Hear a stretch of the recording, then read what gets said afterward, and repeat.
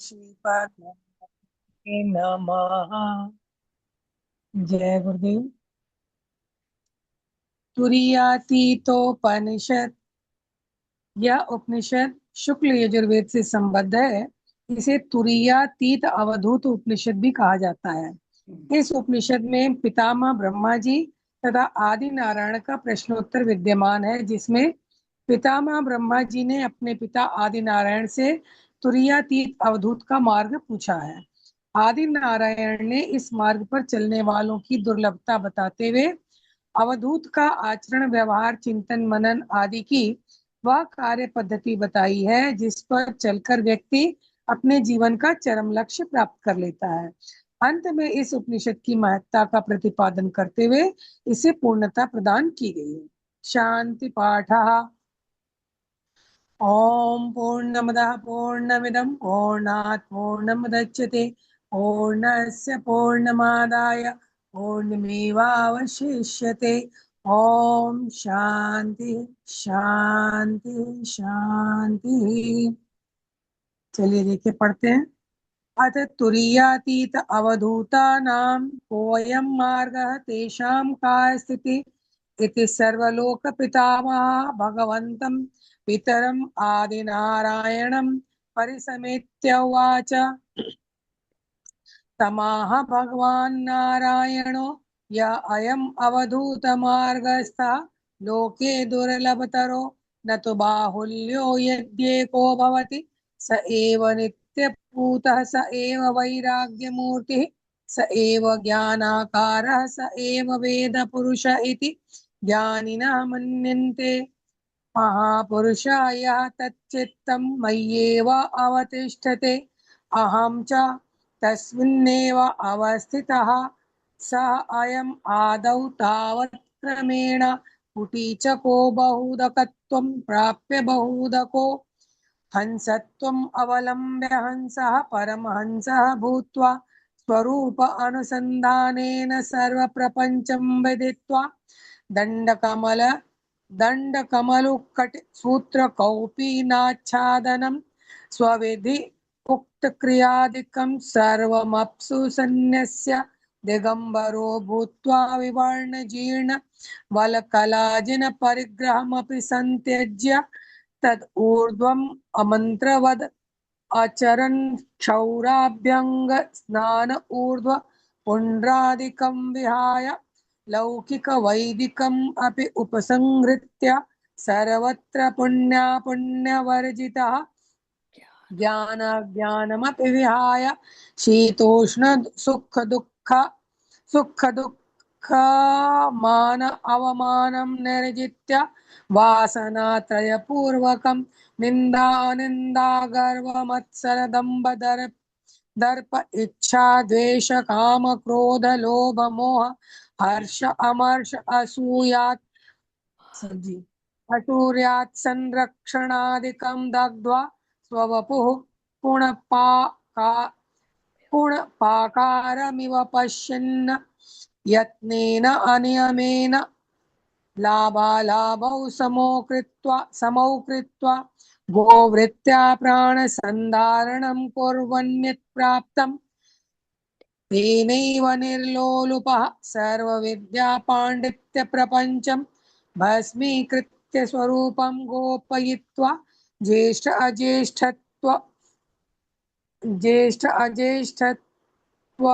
अनपलापकः सर्वोत्कृष्टत्व सर्वात्मकत्वद्वैतं कल्पयित्वा मत्तो व्यतिरिक्तः कश्चिन्नान्यः अस्ति इति देवगुह्य आदि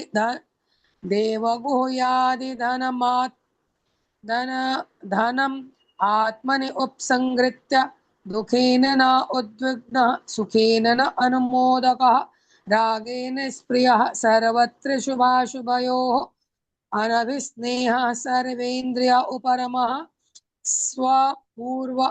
स्वपूर्वापन्न आश्रमाचार विद्याधर्म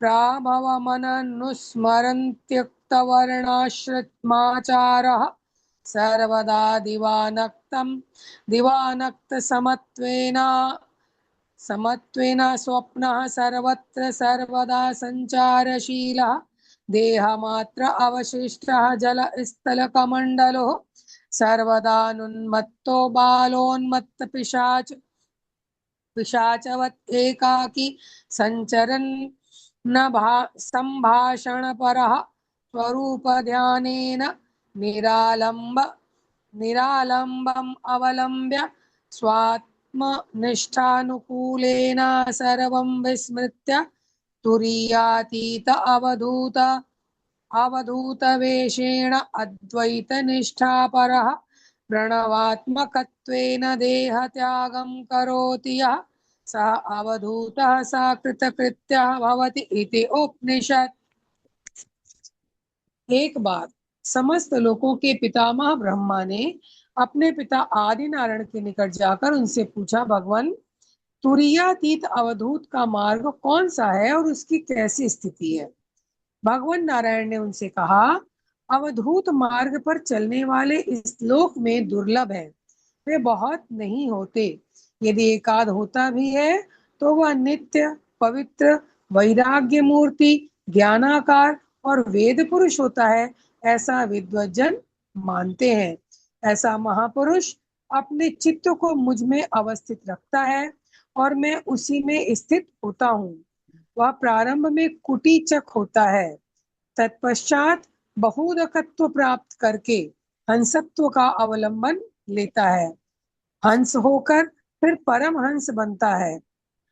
वह निज स्वरूप के अनुसंधान द्वारा समस्त प्रपंचों के रहस्य को जानकर दंड कमंडलु कटिसूत्र कौपीन आच्छादन वस्त्र और विधि पूर्वक की जाने वाली नित्य क्रियाओं को जल में विसर्जित कर देता है और दिगंबर होकर जीर्ण वल्कल और अजिन यानी मृग चर्म के भी परिग्रह को छोड़कर समस्त प्रकार का निषेध करके अमंत्रवत होकर क्षौर कर्म केश कर्तन दाढ़ी बाल आदि बनवाने, अभ्यंग स्नान यानी उबटन लगाकर स्नान करने और ऊर्ध्व पुंड्र मस्तक पर तिलक लगाने को भी छोड़कर वैदिक और लौकिक कर्मों का उपसंहार करके सर्वत्र पुण्य और अपुण्य को भी त्याग कर ज्ञान और अज्ञान को भी छोड़ देता है। वह शीत उष्ण सुख दुख मान अपमान को भी जीत लेता है। वह शरीर की तीनों वासनाओं सहित निंदा अनिंदा गर्व मत्सर दंभ दर्प इच्छा द्वेष क्रोध लोभ मोह हर्ष अमर्ष असूया और आत्म संरक्षण आदि को भावाग्नि में जलाकर अपनी काया को मुर्दे की तरह देखता हुआ प्रयत्न और नियम के बिना लाभ और हानि को समान करके गोवृत्ति से यानी गौ की तरह से जो कुछ मिल गया उसी में संतोष करके प्राण धारण किए रहता है।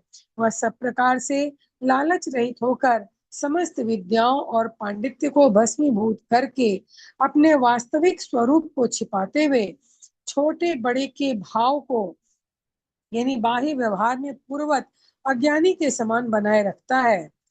वो बहुत सुंदर सर्वोत्कृष्ट सर्वात्मक रूप अद्वैत की कल्पना करके उसका यह मानना होता है कि मेरे अतिरिक्त और कुछ नहीं है। यह देव रहस्य यानी गुह्य आदि धन को अपने अंदर समेट करके अर्थात देव रहस्यों को अपने में गोपनीय करके न दुख में उद्विग्न होता है और न सुख में प्रसन्न होता है। वह राग में स्पृहा नहीं रखता, नहीं इच्छा नहीं रखता और न शुभ अशुभ किसी बात से स्नेह रखता है। उसकी समस्त इंद्रियां उपराम को प्राप्त हो जाती हैं। वह अपने पूर्व के आश्रम विद्या धर्म प्रभाव का स्मरण नहीं करता और वर्णाश्रम आचार का परित्याग कर देता है। दिन और रात के प्रति समान भाव रखने के कारण वह कभी सोता नहीं अर्थात सदैव जागृत रहकर सावधान रहता है। वह सतत सर्वत्र विचरणशील रहता है।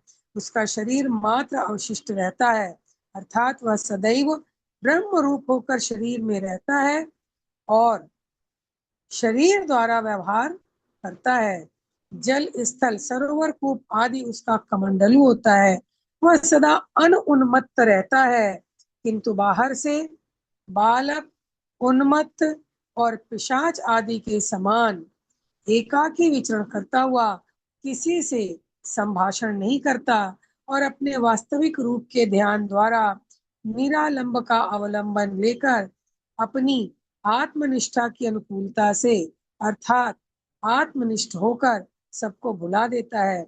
इस प्रकार से जो तुरीयातीत अवधूत के वेश वाला सतत अद्वैत निष्ठा परायण होकर प्रणव भाव में निमग्न होकर शरीर का परित्याग करता है, वह कृत कृत्य हो जाता है।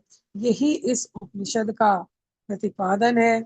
ओम पूर्णमदः पूर्णमिदं पूर्णात् पूर्णमुदच्यते पूर्णस्य पूर्णमादाय पूर्णमेवावशिष्यते।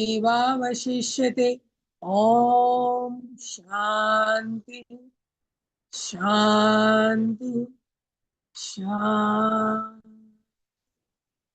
सभी को प्रणाम, सभी को बहुत बहुत धन्यवाद मेरे को ये अवसर देने के लिए। दीदी, किरण दी। जी दीदी जी। हाँ क्या? आप बोलिए, ये आप आगे कुछ आप कह रहे थे? हाँ। कुछ आपने खोला है क्या? जी दीदी। कल हमने, क्या हुआ था दीदी, कल आप नहीं थे तो हमने इस उपनिषद को पढ़ लिया था। लेकिन इसमें जो और पढ़ना था, तो मैंने इसका सेकंड पार्ट आज सेकंड पार्ट के रूप में ले लिया। तो आज हम उसको देख लेते हैं। तो दीदी आपका बहुत बहुत धन्यवाद। और कल हेमलता दीदी ने भी बहुत अच्छे से बताया था। तो आज हम सीधा ही परिशिष्ट में चलते हैं। पेज नंबर 350 है, ब्रह्म विद्या खंड का। ठीक है, और यहाँ पे स्क्रीन पे भी आपको दिख रहा है।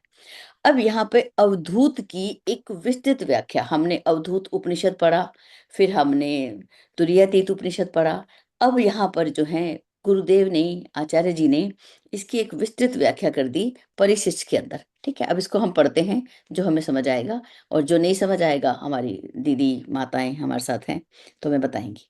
तो अवधूत, अवधूत जो है, कहते हैं सनातन धर्म के अनुसार 4 आश्रम माने गए, हम सभी जानते हैं, जिनमें जीवन अवधि को 4 भागों में विभक्त कर दिया गया। अब जैसे हमारा ईशावास्य उपनिषद कहता है कि हमें कर्म करते हुए 100 वर्ष तक जीने की कामना करनी चाहिए।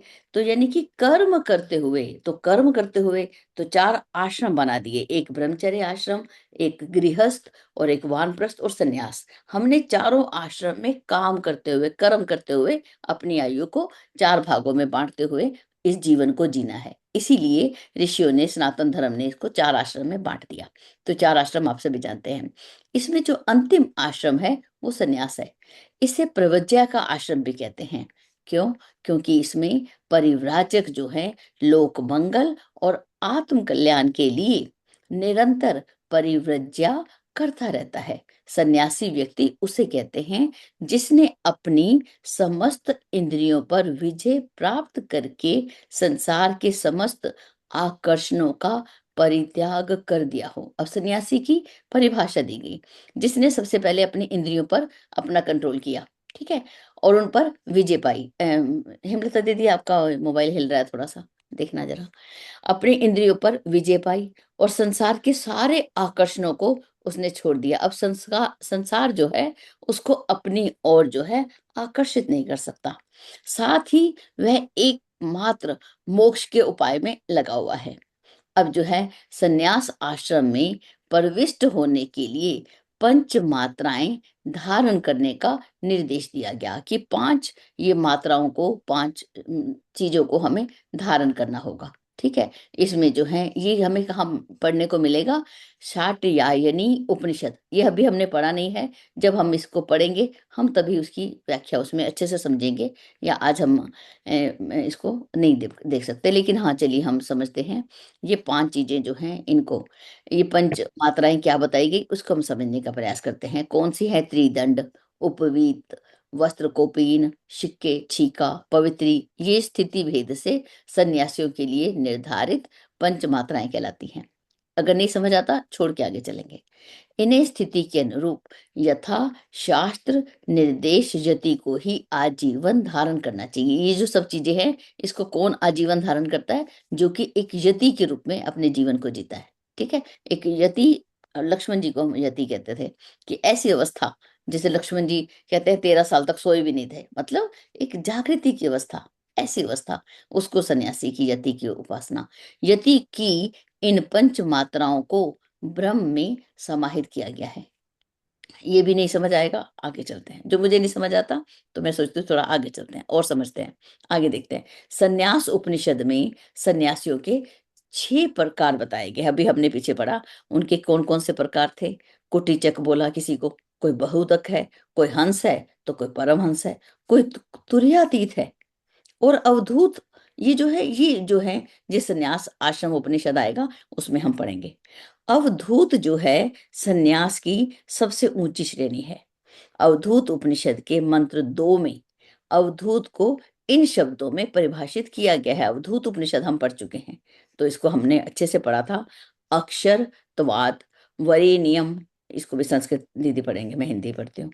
अर्थात जो अक्षर है अविनाशी, वरेनियम जो वर्ण करने योग्य है और संसार के बंधन से मुक्त हो गया हो, साथ ही तत्वमसि, तत्वम असी आदि महालक्ष्यों, महावाक्यों के लक्ष्य का अर्थ रूप हो, उसे अवधूत कहते हैं। अवधूत किसे कहते हैं, इसकी परिभाषा हमें कहाँ मिलेगी, अवधूत उपनिषद के श्लोक नंबर 2 में। ठीक है, अब उसका अर्थ भी यहाँ पे बताया गया। जो अक्षर अविनाशी हो, जिसको अपनी इस बात का पूरा विश्वास हो, आत्मा न जन्मता मरता है, होकर न पुनः होने वाला, वो अक्षर है, वो अविनाशी है, अपने पर ऐसा ऐसे भाव वाला हो।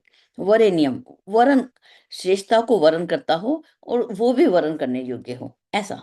और संसार के बंधन से मुक्त हो गया हो, उसको धू धू धू मैंने जिसने संसार के बंधनों को धू धू करके जला दिया हो। और तत्वमसी आदि महावाक्यों के लक्ष्य का अर्थ को जानने वाला, बताने वाला, उसके आचरण से पता चलता है, ऐसी उच्च स्थिति को अवधूत कहते हैं।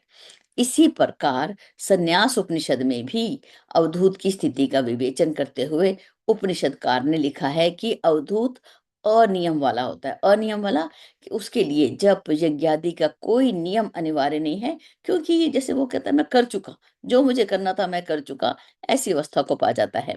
वह पतित और निंदित व्यक्ति के अतिरिक्त सभी वर्णों में अजगर वृत्ति से भोजन को ग्रहण करता है, कि जो कुछ अपने आप मिल जाए वो ऐसे ही, जैसे वो किसके पास भोजन खा सकता है, किसके पास भोजन ग्रहण कर लेता है। तो यहाँ पर शायद 2 कंडीशन से लिखी हुई हैं, वो पतित और निंदित व्यक्ति के अतिरिक्त सभी वर्णों से वो अन्न को ग्रहण कर सकता है। ठीक है, आगे इस पर भी आगे चलते हैं।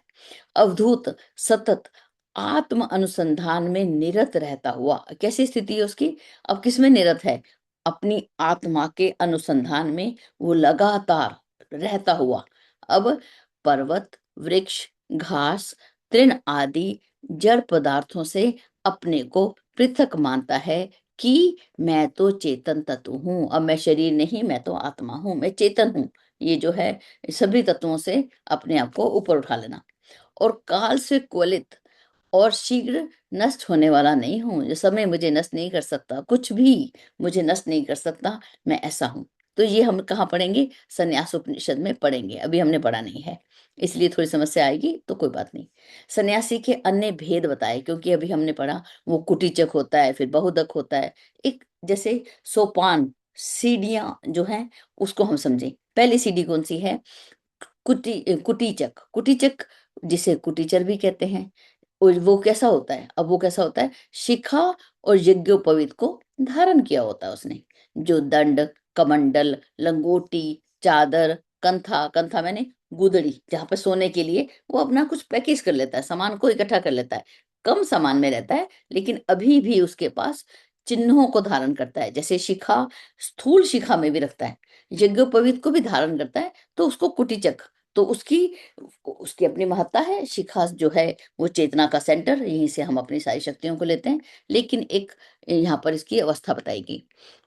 ये सब धारण करने के बाद वो माता पिता और गुरु की आराधना में तन्मय रहते हुए, एक देखा जाए तो हम अपने वानप्रस्थ को देख सकते हैं, अब उस समय हमारे माता पिता हमारे साथ होते हैं, अपने गुरु की हम आराधना में तन्मय रहते हुए, अब हमारे पास उसके पास कौन कौन से सामान है, बटलोई, फावड़ा, छीका धारण करके मंत्र साधन परायण रहकर एक ही स्थान पर अन्न ग्रहण करने वाला, श्वेत ऊर्ध्वमुखी त्रिपुंड धारण करने वाला, 3 दंड रखने वाला है। ये जो है संन्यास उपनिषद में हमें आगे पढ़ने को मिलेगा।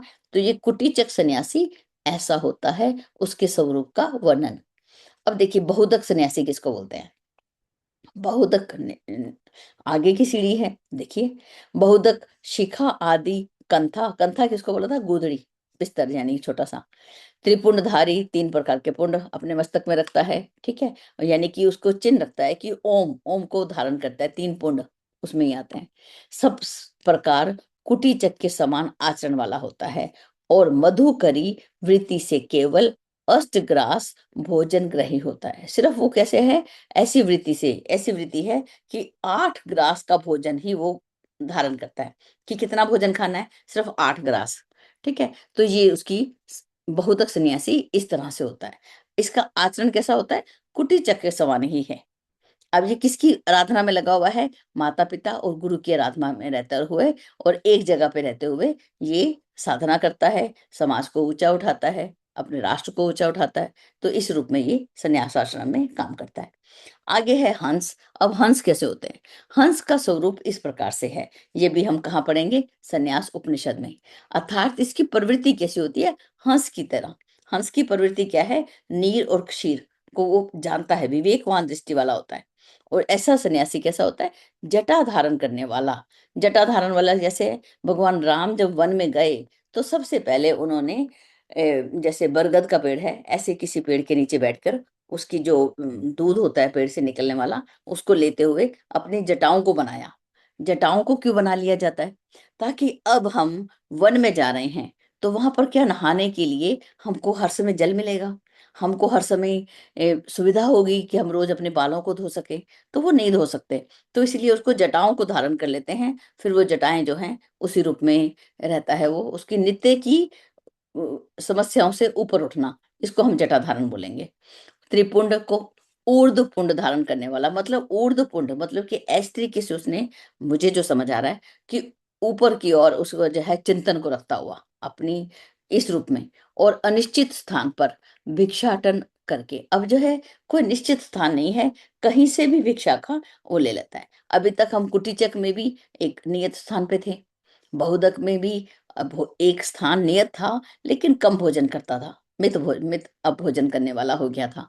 अब जो है हंस कैसा है, ये जटाओं को धारण करने वाला है, लेकिन अनिश्चित स्थान पर भिक्षाटन करके जो मिला वैसा ही भोजन को ग्रहण करता है, और शरीर पर केवल कोपीन धारण करने वाला है, छोटा सा अपने कोपीन को। अब शरीर को तो ढकना है ना, तो वो उसको ढकता हुआ अपने शरीर को धारण करने वाला होता है, ठीक है। और ये समाज में इस रूप से काम करता है। इसकी प्रवृत्ति कैसी होती है, हंस की तरह। विवेकवान व्यक्ति को हंस बोलते हैं, जिसकी दूरदृष्टि है उस व्यक्ति को क्या बोलेंगे, हम उसको बोलते हैं हंस। ऐसी प्रवृत्ति क्या है, ऐसी प्रवृत्ति होने के लिए जरूरी नहीं है हमारे वस्त्र वैसे हों, हमारी सोच वैसी हो, वो हंस है। अब परमहंस किसको बोलते हैं, परमहंस की वृत्ति को बताते हुए उपनिषदकार कहता है कि देखिए संन्यास उपनिषद में फिर आए, इसको अर्थ पढ़ते हैं। परमहंस वृत्ति वाला सन्यासी शिखा और यज्ञोपवीत धारण न करके कर पात्री होकर मात्र 5 घरों से ही भिक्षा को ग्रहण करता है। अब परमहंस कैसे होता है, अब यह है इसका पात्र कौन सा है, अभी तक तो उसके पास बर्तन थे उसके पास, ठीक है। अब यहाँ पर क्या है, अपना कर ही उसका पात्र है। भिक्षा मांगने गया, जो हाथ में दे दिया, जो आपने देखा भी है गाँव के अंदर देखते हैं, उसमें रोटी के ऊपर ही सब्जी रखकर ऐसे ही उसको दे दिया जाता है। जो भी उसको दिया अपने कर को ही पात्र बनाकर वो भिक्षा को ग्रहण कर लेता है। और वो धारण क्या करता है, एक कोपीन, एक चादर, एक दंड को धारण करने वाला है, ठीक है। पीछे हमने त्रिदंड को धारण करने वाला था, तो 3 प्रकार की व्यवस्था को चलाता था। अब एक प्रकार की व्यवस्था को, अपने आप को हटा लिया, सभी जिम्मेवारियां आगे बांट दी कि तुम लोग संभालो। अ, अ, और हम आगे चलते हैं। अब तुम्हारे हवाले वतन साथियों, तो अब कर हवाले तुम्हारे, अब हवाले करके वो आगे चल जाता है कि अब हम कर चुका, अब तुम्हारे हवाले है, ठीक है। इस तरीके से जिम्मेवारियों को देता हुआ, और शरीर पर केवल भस्म लगाकर, अब अपने आप को पर जो भस्म लगाई जाती है भगवान शिव की तरह, अब मात्र चादर ग्रहण करने वाला है। इसके अतिरिक्त सर्व त्यागी होता है। अब चिपकाव जो है यहाँ पे समाप्त हो गया। परमहंस को ही भिक्षु कहते हैं, ऐसा, इसको ही भिक्षु कहा गया। सामान्यतः भिक्षु शब्द से तात्पर्य भिक्षा मांगने वाला प्रतीत होता है। हम कहेंगे भिक्षु कौन, वो जो भिक्षा मांगने आता है। भिक्षु का है मम्मा कुछ दे दो खाने को, नहीं। सामान्य अर्थ में भिक्षा मांगने वाला हमें लगता है, पर इस वृत्ति की निंदा करते हुए परमहंस उपनिषद में लिखा है कि जो काष्ठ का दंड धारण करके सब आशाओं से युक्त है, ज्ञान, क्षमा, वैराग्य आदि गुणों से शून्य होकर मात्र भिक्षा वृत्ति से ही जीवन यापन करता है, वह पापी यति वृत्ति का विनाशक है।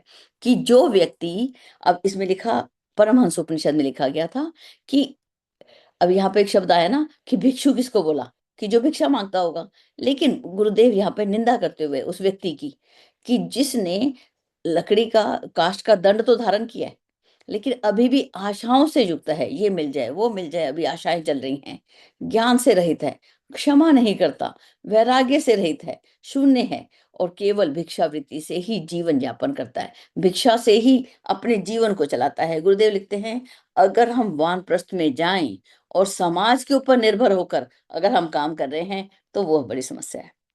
अपने आत्मनिर्भर होते हुए, जैसे कणाद ऋषि, अपने लिए अपने भोजन का इंतजाम कर सकता हूं मैं भाई, मैं तुम्हारे पे डिपेंडेंट नहीं हूं। इस स्थिति में जब हम काम करते हैं वो अच्छा है। अगर समाज पे भिक्षा वृत्ति से ही हम अपना पालन करते हैं तो ये जो है वह पापी यति वृत्ति को नाश करने वाला है और रौरव नामक नरक में जाता है।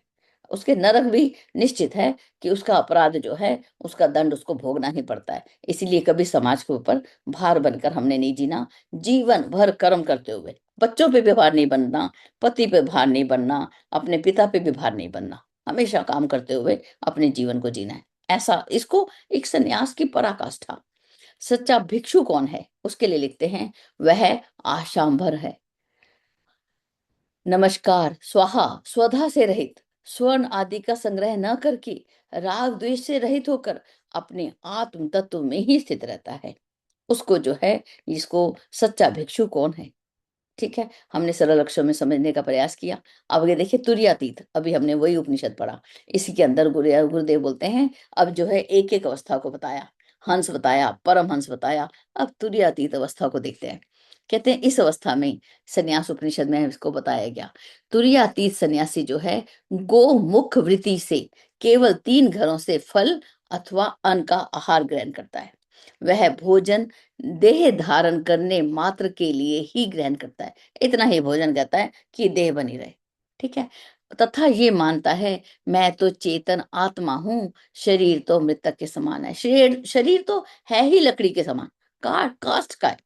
अगर इसके अंदर चेतना नहीं हो तो इसको कोई हिला भी नहीं सकता। वह कहाँ जात प्राण है, इसमें प्राण ही नहीं है तो कैसा होगा। ये गर्दन है ना जो खड़ी है ना, ये प्राण के कारण ही, उस आत्मा के कारण ही खड़ी है। जिस समय आत्मा ने निकलना है ना तो ये गर्दन भी ऐसे लुढ़क जानी है, ये खड़ी भी नहीं हो सकती। तो इसको, वो अपने आप को ये मानता है मैं चेतन हूँ, शरीर तो काष्ठ का है, लकड़ी का है, मृतक के समान है। इस प्रकार सन्यासियों की 6 श्रेणियां हैं जो स्वरूप भेद से अलग अलग नाम वाली हैं। इसके अतिरिक्त सन्यास उपनिषद में सन्यासियों की 4 अन्य श्रेणियों का भी उल्लेख किया है। वो कौन सी हैं? वैराग्य सन्यासी, ज्ञान सन्यासी, ज्ञान वैराग्य सन्यासी और कर्म सन्यासी। 4 प्रकार के सन्यासियों का नाम हम कहाँ पढ़ेंगे? सन्यास उपनिषद में आगे पढ़ेंगे। ठीक है, धैर्य रखना है हमने सिर्फ। इनमें अब वैराग्य सन्यासी क्या होता है इसको भी यहाँ पे बता दिया। वैराग्य सन्यासी जो वो है जो दृश्य श्रव्य विषयों के प्रति निष्प्रिय है। अब इसको देखिए, दृश्य, अब जो हमें दिख रहा है और जो हम सुन रहे हैं उसमें निष्प्रिय है, इस रूप में है। और पूर्व अर्जित पुण्यों के फलस्वरूप वैराग्य होने के कारण जिसने सन्यास धर्म को ग्रहण किया। अब जो है उसने कैसे सन्यास को ग्रहण किया, जैसे हम शंकराचार्य की बात बोलते हैं। ठीक है, शंकराचार्य जी ने पिछले जन्मों का जो संचित पुण्य था उसी के कारण 9 साल की आयु में कोई अपनी माँ को बोले कि मैं तो सन्यास में जाऊंगा, ये कैसी अद्भुत बात है। तो माँ बोलती है ना भाई ना, मैं तुझे नहीं जाने देती। तो जाकर जल में खड़े हो जाते हैं और बोलते, चिल्लाने लगते हैं, मुझे बचाओ। तो माँ बोलती, क्या हुआ? बोले, मगरमच्छ ले जा रहा है, तुम बोलो मैंने संन्यास दे दिया, मैं अपने बच्चे को छोड़ दिया, भगवान को अर्पित कर दिया, तो मैं बच जाऊंगा। तो बोले, जा बेटा जा, तू बच जा, बस तूने संन्यास। तो 9 साल का बच्चा कैसे सोच सकता है? तो उसके पूर्व जन्मों के पुण्यों के फलस्वरूप जिसने सन्यास को ग्रहण कर लिया, वो कौन सा सन्यासी है? वैराग्य। ये आपके में से किसी का मैसेज तो नहीं है? कीर्ति है। तो इसको वैराग्य सन्यासी बोलते हैं। आगे देखिए, ये हो गया। अब उसके बाद जो है वैराग्य सन्यासी। ज्ञान सन्यासी कौन है? अब ज्ञान सन्यासी वो होगा जिसने शास्त्रों का ज्ञान पाया, संसार के सद्गुणों और दुर्गुणों का अनुभव किया, और प्रपंच से उपराम होकर अब ज्ञान को धारण कर लिया। तो लगा कि ये संसार तो प्रपंच है, इससे विराम लेना पड़ेगा, इससे हटना पड़ेगा। तो अब क्या करता है वो? शरीर का, पहले तो शरीर में ही लगा हुआ था, अभी हमने देखा होगा हम फिजिकल अपीयरेंस के ऊपर पहुंच जाते हैं, वो लंबी छोटी लंबी, जब तक हमारी सोच उस व्यक्ति के शरीर भाव में जाती है, जब तक हम शरीर तक सीमित हैं, हमारी सोच भी शरीर तक सीमित है। काली है, मोटी है, पतली है, लंबी है, इतने रूपों को देखने लगते हैं, जब तक हम सीमित ही शरीर तक है, अपने में भी दूसरों में भी। शास्त्र तक सीमित हैं, शास्त्रों के, उस शास्त्र में ये कहा था, अरे दीदी नहीं, इस शास्त्र में ये कहा था, उसमें ये कहा था, इस उलझनों में जो उलझा हुआ है, तो वो कौन सा सन्यासी है? उससे भी अब देखिए, इसके ऊपर आगे देखते हैं इसमें। और लोक वासनाओं का भी जिसने परित्याग कर दिया, किसको उसको त्याग किया? शरीर का भी, शास्त्रों का भी। शास्त्र तो हमें बताए, हमने अध्यात्म उपनिषद में पढ़ा कि शास्त्रों को भी हमें छोड़ना पड़ता है, लोक वासनाओं को भी छोड़ना है। उसके बाद संसार की सारी प्रवृत्तियों को वमन नान मानकर, ठीक है, सारी प्रवृत्तियों को, जैसे वमन, वमन कैसे होता है कि अब कोई व्यक्ति उल्टी कर दे, वमन कर दे, तो उसको कोई छूना चूके उसको इस्तेमाल तो नहीं करेगा ना, तो उसको त्याज्य मानकर, त्याज्य समझकर, चारों साधनों से मुक्त होकर सन्यास के धर्म को स्वीकार करता है, उसको कौन सा सन्यासी बोलते हैं? ज्ञान सन्यासी बोलते हैं। अब ज्ञान और वैराग्य, इन दोनों के कॉम्बिनेशन के साथ एक और सन्यासी की परिभाषा दी है, जो क्रमशः सभी का अभ्यास करके सभी अनुभवों को पा लिया, ज्ञान और वैराग्य के तत्व को जान लिया, जिसने देह को एक अवशिष्ट मानकर सन्यास धर्म ग्रहण करता है, वो कौन सा हो गया? ज्ञान वैराग्य सन्यासी। कहाँ पढ़ेंगे? सन्यास उपनिषद में। इसी प्रकार कर्म सन्यासी कौन है? जो ब्रह्मचर्य, गृहस्थ, वानप्रस्थ आश्रमों में विधिवत रहने के पश्चात भी, किसी भी आश्रम में रहता है, हो सकता है ब्रह्मचारी हो सकता है गृहस्थ है, राजा जनक की तरह, हो सकता है वानप्रस्थ है, ठीक है, राम इसकी तरह से ईश्वरचंद्र विद्यासागर, समाज के लिए जीवन अर्पण किया, वानप्रस्थ में हो चाहे, इस प्रकार से विधिवत, विधि अनुसार रहने के बाद भी उनके अंदर क्या उत्पन्न हो रहा है? वैराग्य उत्पन्न हुआ, कर्म करते हुए, और नियम अनुसार सन्यास ग्रहण करता है, उसको क्या बोला गया? कर्म सन्यासी। ठीक है, ये जो सन्यास के जो 6 भेद जो हैं, इस कर्म सन्यास के भेद बताए गए। तो ये जो है, ये यहीं पर पूरा हुआ। आगे जो है अविद्या अविमुक्त परिभाषा, तो ये बहुत सारा हमारे, हमने इस पर बहुत सारी चर्चा की। आगे हम सीधा ही चलते हैं आप लोगों के पास। कल दीदी ने, हेमलता दीदी ने भी बहुत अच्छे से बताया था, तो आपको भी किसी को बताना हो तो जरूर कुछ बोलिए। ये लाइन तो मुझे इसी उपनिषद यहाँ पे मिली थी 350 में, निंदक नियरे राखिए, आंगन कुटी छवाए, बिन पानी साबुन मिला, निर्मल करे सुभाए। निंदकों को जब हम पास रखेंगे ना, तो हमें वो हमारा दर्पण दिखा देते हैं कि आप अभी कितने जल में हो। उनको हमेशा पास रखना चाहिए, ये हमें निर्मल करते हैं बिना पानी और साबुन के। तो बहुत ही सुंदर है। तो चलिए इसको स्टॉप शेयर करते हैं और आपके पास चलते हैं। तो हम इसको करते हैं पॉज। कुछ बोलना है तो प्रणाम सभी को। तो सबसे अच्छी बात, पहले तो किशोरी दीदी की बात को रखते हैं। जब उपनिषद हम लोग पढ़ने लगे तो बाबूजी के इस क्लास का, प्रश्नोत्तरी वाले क्लास का कोई बात समझ में आती नहीं थी पहले, उपनिषद पढ़ने से पहले। तो इसलिए हम जुड़ते नहीं थे, केवल शनिवार और रविवार को जुड़ते थे। तो हमें याद है जो किशोरी दीदी ने हल्के शब्दों में ही कहा था, जो दीदी आप नहीं जुड़ती हैं। तो बहुत बहुत आभार दीदी का, धन्यवाद। अब जुड़ने लगे हैं तो बहुत सारी बातें क्लियर होने लगी है। तो सबसे अच्छी बात पहले लेना चाहते हैं, भस्म के बारे में भी चर्चा करेंगे जो आज बाबूजी ने क्या कहा है। और उससे पहले एक बहुत अच्छा प्रश्न आया था, आत्मज्ञान और ब्रह्म ज्ञान में अंतर। जी। तो एक शब्द में कहना चाहेंगे, व्यष्टि और समष्टि में अंतर। जो हमारे व्यष्टि के अंदर है उसका ज्ञान प्राप्त करना आत्मज्ञान है, जो समष्टि में है, जो विराट है, वो ब्रह्म ज्ञान है। तो ये हम समझ पाए तो ये हम शेयर करना चाहे हैं। जब ऐसा प्रश्न उपस्थित हो तो हम लोग इसको ब्रह्म और आत्मा को समझें, है वही। और भस्म की बात भी बाबूजी ने कहा कि अद्भुत स्थिति होने पर वो भस्म पूरे अंग में लगा लेते हैं लोग। तो ये सारे स्तर के सन्यासियों में यह संभव नहीं है पूरे शरीर में भस्म लगाना। वो तो निर्वस्त्र रहते हैं, दिगंबर रहते हैं, तो ये संभव हो जाता है उस अवस्था को प्राप्त लोगों को।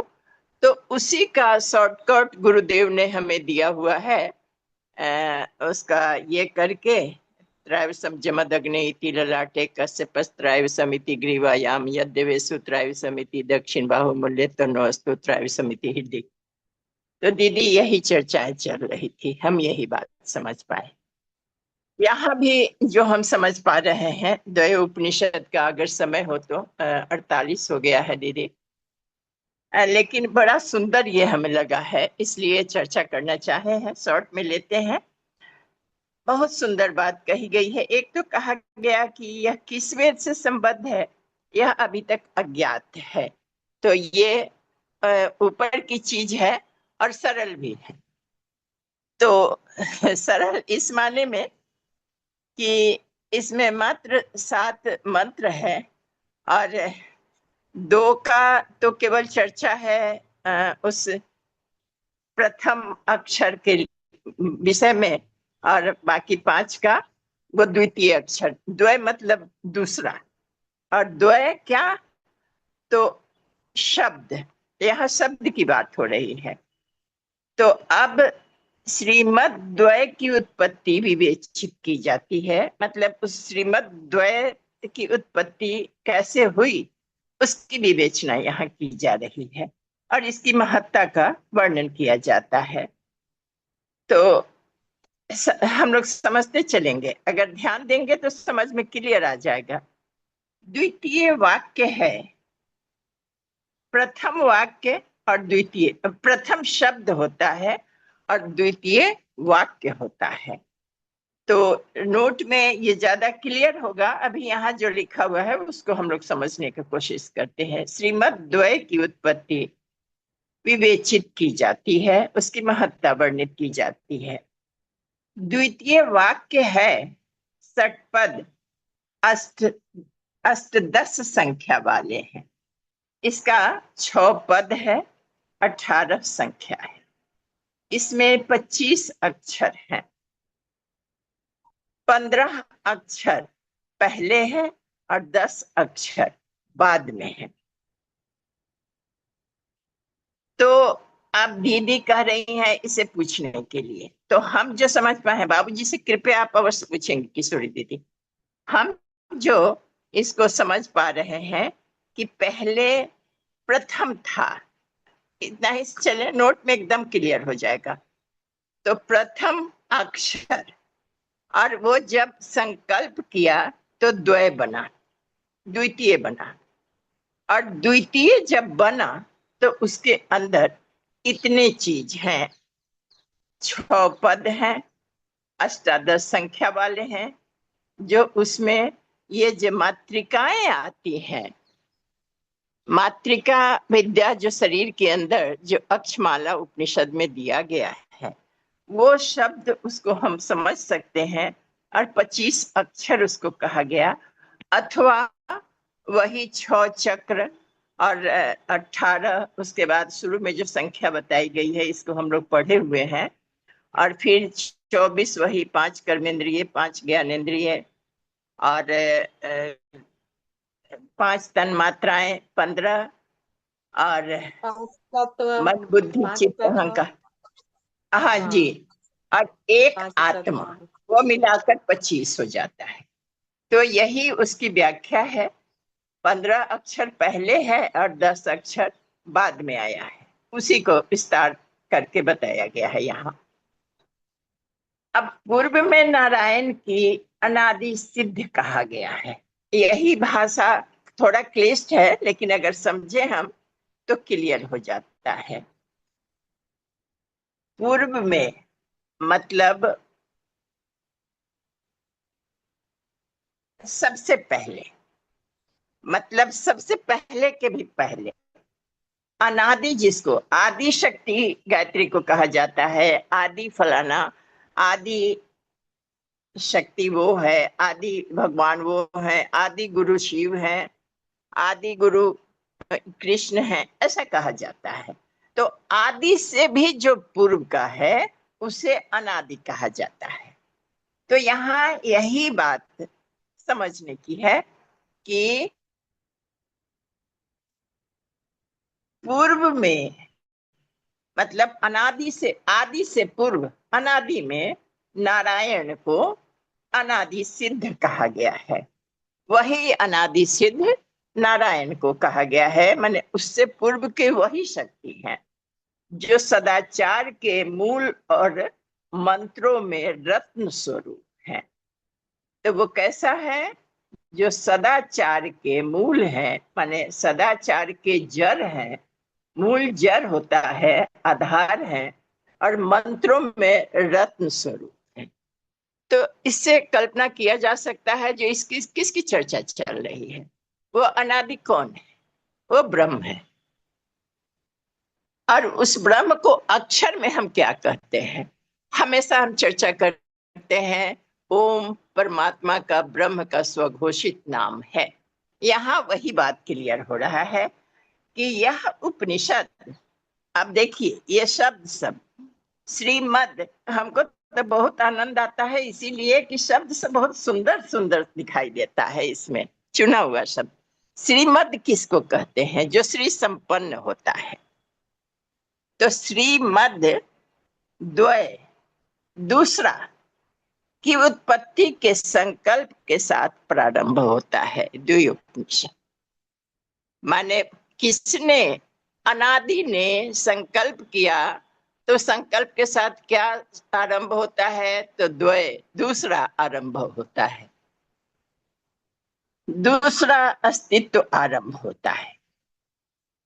तो अब हम लोग सदा, ये सब तो बता दिया गया, अब इसमें हम यही समझने का नोट में इसको समझ रहे हैं कि दो की द्वय की उत्पत्ति के संकल्प के साथ ये दूसरा आरंभ होता है, जिसको वाक्य कह सकते हैं, क्योंकि पहला तो केवल अक्षर था, और अक्षर जब दूसरा निर्माण किया तो वो क्या बन गया? वाक्य बन गया।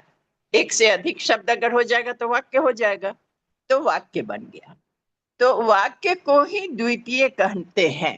कहने से स्पष्ट होता है कि प्रथम अक्षर को माना गया है। प्रथम कौन हुआ? अक्षर हुआ, और दूसरा जब बना तो वो वाक्य हो गया। कितना सुंदर अलंकारिक भाषा है। प्रथम को ही अक्षर कहा गया।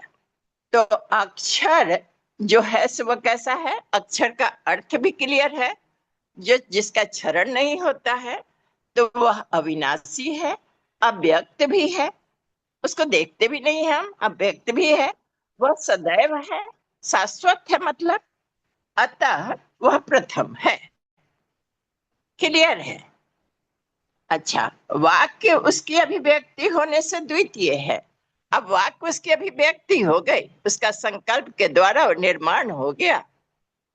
अब ऋषि ने उस प्रथम या पूर्व को अनादि सिद्ध कहा है, मंत्र रत्न कहा है, नारायण कहा है। इस आधार पर वह प्रथम अक्षर क्या बनता है? ओम ही बनता है। क्लियर है? अब किसी वेद में ये हो ना हो, लेकिन हम बड़ी आनंद आया इस छोटे से उपनिषद में। अब गुरु की इतनी अच्छी महिमा बताई गई जो और भी आनंद आएगा। तो पहला हम लोग कल्पना करते हैं कि पहले ओम था केवल, और जब द्वय की उत्पत्ति हुई, जब उसका संकल्प हुआ, तो द्वय का मतलब वाक्य बन गया, और वह वाक्य ही गुरु है, इसलिए और आनंद आ गया। उसकी अभिव्यक्ति ही गुरु हो गया। तो ब्रह्म की प्रथम अभिव्यक्ति अक्षर या नारायण है, और द्वितीय वाक्य या आचार्य रूप गुरु का मूल है। यह भी हमें लगता है क्लियर हो गया होगा। तो वह दूसरा क्या बना? वाक्य बना। और वाक्य कहिए उसको, या आचार्य कहिए या गुरु कहिए, उसका आधार वही बनता है। अब इस द्वितीय आचार्य रूप गुरु का विवेचन आगे के मंत्रों में दिया है। मंत्र भी बहुत सरल है, लेकिन मंत्र आप लोग के पढ़ने के लिए हम केवल 2 मंत्र पढ़ेंगे, 5 और 6 संस्कृत में।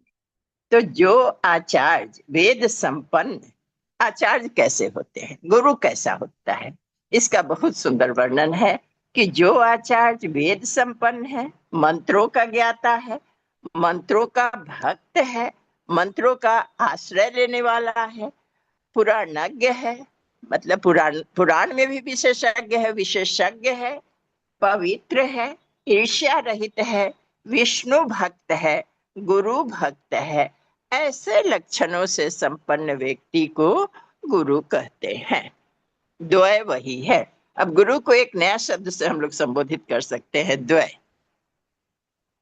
जो शास्त्रों के अर्थ को सम्यक प्रकार से चुनता है, गुरुदेव ने चुना हुआ है।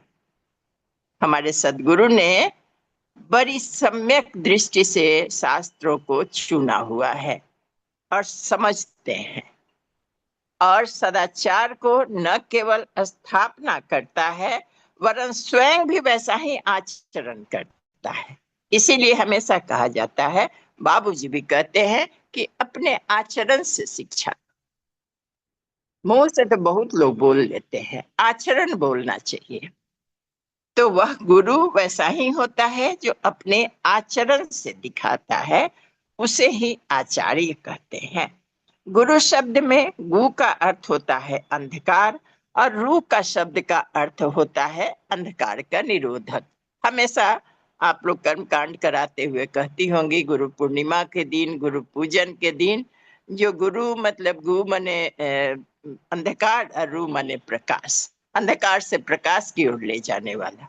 यही शब्द यहाँ निकल कर आ रहा है कि गु शब्द का अर्थ होता है अंधकार, और रू शब्द का लिटरल अर्थ होता है अंधकार को रोकने वाला, निरोधक। अज्ञान के अंधकार को रोकने के कारण ही अंधकार रोकने वाले व्यक्ति को गुरु कहा जाता है। अज्ञान अंधकार से निकालने के कारण ही गुरु को, रोकने वाले व्यक्ति को गुरु कहते हैं। अब आइए, बहुत सुंदर श्लोक है। गुरुदेव परम ब्रह्म, गुरुदेव परा गति, गुरुदेव परम विद्या, गुरुदेव परम धनम, गुरुदेव परम कामः, गुरुदेव परायणः, यस्मात् तद् उपदेष्ट असौ तस्माद गुरुतरो गुरुः। बहुत सुंदर इसके अर्थ है। गुरु ही परम ब्रह्म है, गुरु ही परागति है, गुरु ही परम विद्या है, और गुरु को ही परम धन कहा गया है। गुरु ही सर्वोत्तम अभिलाषित वस्तु है, अभिलाषित वस्तु है। गुरु की ही आकांक्षा करने योग्य है। गुरु ही परम आश्रय स्थल है, गुरु के पास ही ठिकाना है। तथा परम ज्ञान का उपदेष्टा होने के कारण, परम ज्ञान को देने वाला होने के कारण ही गुरु महान गुरुतर होता है, गुरु से भी ऊपर का गुरु होता है।